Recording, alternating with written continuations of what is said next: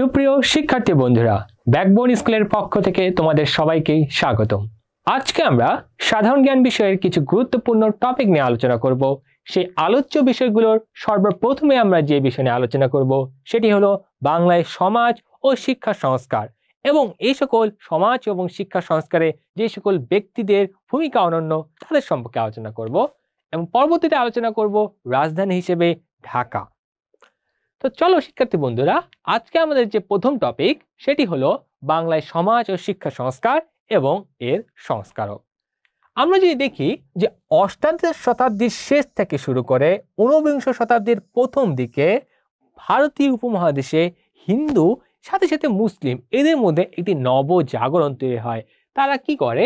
তারা হচ্ছে এই সমাজে পরিচিত বিভিন্ন ধরনের কুপ্রথা এবং কুসংস্কার এগুলোকে বাতিল করে দিয়ে এক নতুন সমাজ ব্যবস্থা, তার সাথে সাথে পাশ্চাত্য শিক্ষা প্রসারের জন্য কিছু কিছু ব্যক্তি যারা মনীষী হিসেবে পরিচিত তারা ভূমিকা রাখে। তো চলো শিক্ষার্থী বন্ধুরা, আজকে আমরা যেই মনীষীগুলোর সম্পর্কে জানবো তার মধ্যে প্রথম যে সম্পর্কে জানবো তিনি হলেন রাজা রামমোহন রায়।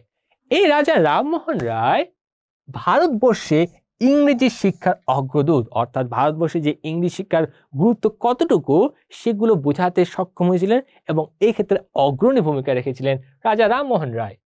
এরপর রাজা রামমোহন রায় কে বলা হয় ভারতবর্ষের প্রথম আধুনিক পুরুষ, এবং তিনি হিন্দু কলেজ, যে কলেজের পরবর্তীতে নামকরণ করা হয় প্রেসিডেন্সি কলেজ, এর প্রতিষ্ঠাতা, এবং এটি প্রতিষ্ঠিত হয় 1815 সালে। এছাড়া অ্যাংলো হিন্দু স্কুলের প্রতিষ্ঠাতাও এই রাজা রামমোহন রায়, যা প্রতিষ্ঠিত হয় 1822 সালে। এছাড়া ব্রাহ্ম সমাজ এর প্রতিষ্ঠাতা ছিলেন রাজা রামমোহন রায়, যে ব্রাহ্ম সমাজ মূলত হিন্দু সমাজ থেকে একটু আলাদা, সেই একটা সমাজ যেখানে মূলত এই পাশ্চাত্য শিক্ষা সাথে সাথে বিভিন্ন ধরনের যে সংস্কার ছিল বা কুপ্রথা ছিল সেগুলো বিলোপ করে দিয়ে একটি নতুন একটা সমাজ ব্যবস্থায় সদস্য ছিলেন।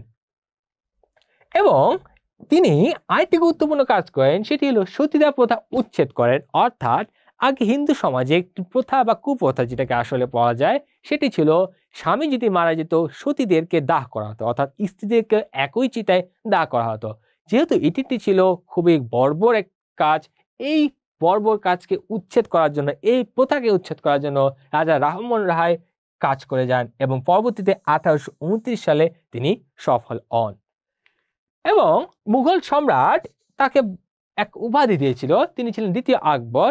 সেই উপাধি দিয়েছিল কি? রাজা উপাধি দিয়েছিল, এবং এই জন্য এনার নামকরণ করা হয়েছিল রাজা রামমোহন রায়, কিন্তু স্বাভাবিকভাবে তার নাম ছিল হচ্ছে রামমোহন রায়। এবং সম্রাট দ্বিতীয় আকবর এই উপাধিটা দেন 1830 সালে। এরপরে আমরা ঈশ্বরচন্দ্র বিদ্যাসাগর সম্পর্কে জানবো। তিনি একজন অন্যতম সংস্কারক ছিলেন সেই সময়কার মানুষদের মধ্যে। তিনি বিধবা বিবাহ আইন প্রবর্তন করেন। আমরা একটু আগে জানলাম যে রাজা রামমোহন রায় সতীদাহ প্রথা উচ্ছেদের জন্য ভূমিকা রাখেন।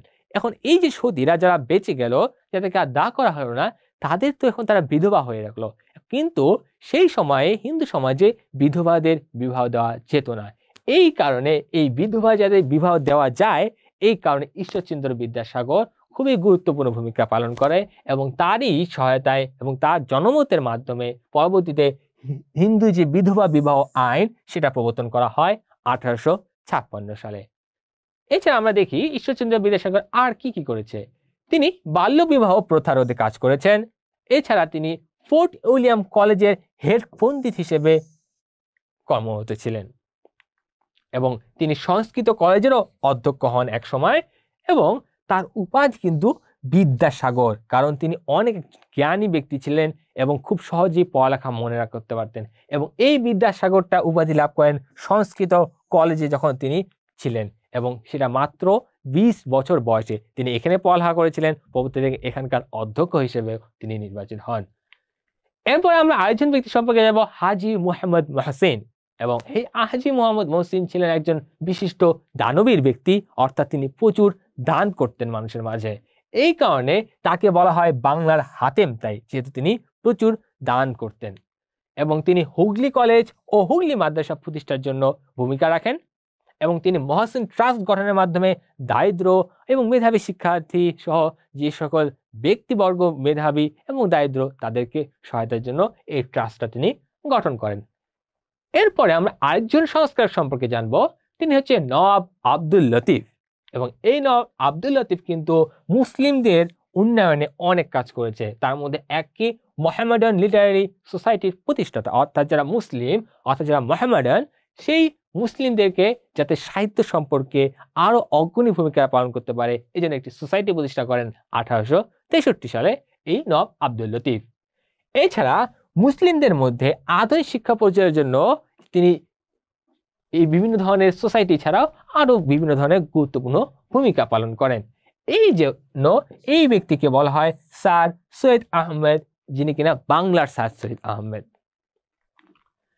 এরপরে আমরা জানবো সৈয়দ আমির আলী নামক একজন বিখ্যাত সংস্কারক সম্পর্কে। তিনি মুসলিমদের জন্য কাজ করেছেন এবং তিনি সেন্ট্রাল ন্যাশনাল মোহামেডান অ্যাসোসিয়েশন প্রতিষ্ঠা করেন 1877 সালে। এছাড়া তিনি লন্ডনে ব্রিটিশ রেড ক্রিসেন্ট সোসাইটি প্রতিষ্ঠার জন্য উদ্যোক্তা ছিলেন। এছাড়া তার উল্লেখযোগ্য বেশ কিছু গ্রন্থ আছে যেগুলো মূলত ইসলাম ধর্মকে কেন্দ্র করে। তার মধ্যে অন্যতম হলো the spirit of Islam, the history of science এবং life and teaching of the prophet Muhammad সাল্লাল্লাহু আলাইহি সাল্লাম। সো এই ছিল তার বিখ্যাত 3টি বই। এছাড়া আরো বিভিন্ন ধরনের বই তিনি লিখেছেন। এরপরে আমরা আরেকজন সংস্কার সম্পর্কে নাম জানবো, তিনি হচ্ছে স্যার সৈয়দ আহমেদ। এবং এই স্যার সৈয়দ আহমেদ ছিলেন আলিগড় আন্দোলনের প্রবক্তা। এই আলিগড় আন্দোলন ছিল মূলত এই ভারতবর্ষে যারা মুসলিম সমাজের প্রতিনিধিত্ব করত, অর্থাৎ মুসলিম ব্যক্তিবর্গ ছিল, সেই ব্যক্তিবর্গদের মুসলিমদের মধ্যে যাতে শিক্ষার প্রসার হয় সেই জন্য তারা এই আন্দোলন করেছিল, আলিগড় আন্দোলন। এবং এই আলিগড় আন্দোলনের প্রবক্তা ছিল স্যার সৈয়দ আহমেদ এবং তিনি এই মোহামেডান অ্যাংলো ওরিয়েন্টাল কলেজেরও প্রতিষ্ঠাতা ছিলেন। এরপরে আমরা আরেকজন বিখ্যাত সংস্কারক সম্পর্কে জানবো, যিনি কিনা এই বাংলার বিশেষ করে আমাদের দক্ষিণাঞ্চলের বরিশালের মানুষ শেরে বাংলা একে ফজলুল হক, তার উপাধি নামই বোঝা যাচ্ছে যে তাকে বলা হয় শের ই বাংলা, অর্থাৎ বাংলার শের। এই ব্যক্তি কি করেছিল, তিনি কৃষক শ্রমিক প্রজা পার্টি গঠন করেছিল, যে কৃষক শ্রমিক প্রজা পার্টি মূলত কৃষকদের, শ্রমিকদের বা প্রজাদের স্বার্থ সংরক্ষণের জন্য কাজ করেছিল এবং এটা প্রতিষ্ঠিত করেন 1936 সালে। এরপরে ঋণ সালিসি আইন প্রণয়ন করেন এই শেরে বাংলা কে ফজলুল হক এবং ইডেন গার্লস কলেজের প্রতিষ্ঠাতা, অর্থাৎ মেয়েদের শিক্ষা প্রসারের জন্য, মেয়েদেরকে শিক্ষা এগিয়ে নেওয়ার জন্য তিনি ইডেন গার্লস কলেজ ঢাকায় প্রতিষ্ঠা করেন। এছাড়া লাহোর প্রস্তাব উত্থাপন করেন। এই লাহোর প্রস্তাবের প্রেক্ষিতে পরবর্তীতে ভারতবর্ষ, ভারত এবং পাকিস্তান নামক 2টা রাষ্ট্রের উদ্ভব হয় এই লাহোর প্রস্তাবের প্রেক্ষিতে। এবং এই লাহোর প্রস্তাবটা তিনি করেন 1940 সালের 23শে মার্চ। এতক্ষণ পর্যন্ত আমরা জানলাম এই বাংলায় যারা বিভিন্ন ধরনের শিক্ষা প্লাস সমাজের সংস্কার এনেছেন তাদের সম্পর্কে। এখন আমরা জানবো বাংলায় যে রাজধানী বর্তমানে ঢাকা, সেই ঢাকার রাজধানী হিসেবে আগে কেমন ছিল বা কতবার রাজধানী হয়েছিল। আমরা যদি দেখি এই ঢাকা প্রথম রাজধানী হয়েছিল 1610 সালে এবং সেই সময় যারা শাসন করত তারা ছিল মুঘলরা, অর্থাৎ মুঘলদের আমলে ঢাকার প্রথম রাজধানী হয় এবং এটা করেন ইসলাম খান, যিনি কিনেছিল সম্রাট জাহাঙ্গীরের একজন সেনাপতি এবং তার সাথে সাথে এই বাংলার সুবেদার। এবং পরবর্তীতে 1905 সালে আবার ঢাকা রাজধানী হয়, যেটা কিনা ইংরেজ শাসন আমলে হয় এবং এটা লর্ড কার্জন যখন বঙ্গভঙ্গ করেন তখন ঢাকাকে প্রাদেশিক রাজধানী করা হয়। এবং তৃতীয় যেবার রাজধানী হয় সেটা হচ্ছে 1947 সালে যখন দেশ বিভাগ হয়, অর্থাৎ ভারত এবং পাকিস্তান নামক 2টা রাষ্ট্র হয় এবং বাংলাদেশ তৎকালীন পূর্ব পাকিস্তান পরে পাকিস্তান অংশে এবং পূর্ব পাকিস্তানের রাজধানী হয় এই ঢাকা এবং এটা আমল ছিল পাকিস্তান আমল। এবং সর্বশেষ ঢাকা যখন রাজধানী হলো সেটা 1971 সালে, যে 1971 সালে বাংলাদেশের স্বাধীনতার মাধ্যমে বাংলাদেশ একটি রাষ্ট্র হয় এবং সেই বাংলাদেশের স্বাধীন বাংলাদেশের রাজধানী হয় ঢাকা। তাই সুপ্রিয় শিক্ষার্থী বন্ধুরা, ইতিমধ্যে আমরা বিভিন্ন ধরনের সমাজ সংস্কারক সম্পর্কে জানলাম এবং তার সাথে সাথে রাজধানী হিসেবে ঢাকা কেমন তা জানলাম। এখন আমরা এই সকল টপিক থেকে বিগত সালে কি প্রশ্ন এসেছে সে সম্পর্কে জানবো। আমরা যদি দেখি প্রথম প্রশ্ন, রাজা রামমোহন রায় যে আন্দোলনের নেতৃত্ব দেয়, অপশন সতীদাহ প্রথা, নীল বিদ্রোহ, বিধবা বিবাহ, এছাড়া তেভাগা আন্দোলন। এই অপশনগুলোর মধ্যে রাজা রামমোহন কোন আন্দোলনের নেতৃত্ব দেয় বা কোন আন্দোলনের সহায়তা করে? আশা করি তোমরা উত্তর মুখে মুখে আনতে পেরেছ। সেটি কি? সতীদাহ প্রথা।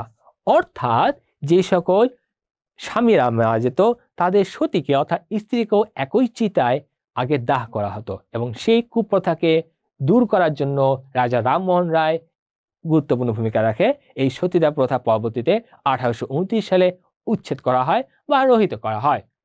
চলো আমরা আরেকটি প্রশ্ন দেখি, সেটি হলো ঢাকা বাংলার রাজধানী হয় কত সালে? অবধারিত দেওয়া হবে। এখানে জানতে যাচ্ছে যে ঢাকা বাংলা রাজধানী প্রথম কত সালে হয়, সেটা জানতে যাচ্ছে। আমরা যদি দেখি তাহলে এই অপশনগুলা 1710, 1610, 1650 না 1608 সালে।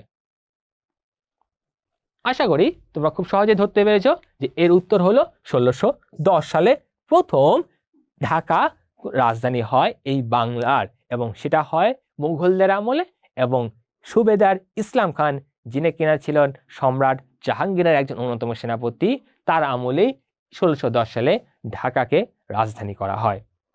তাই সুপ্রিয় শিক্ষার্থী বন্ধুরা, আশা করি এই বিভিন্ন ধরনের বাংলায় সমাজ সংস্কারকদের পরিচিতি এবং সাথে সাথে রাজধানী হিসেবে ঢাকা, এই টপিকগুলো তোমরা খুব ভালোভাবে করায়ত্ত করতে পেরেছো।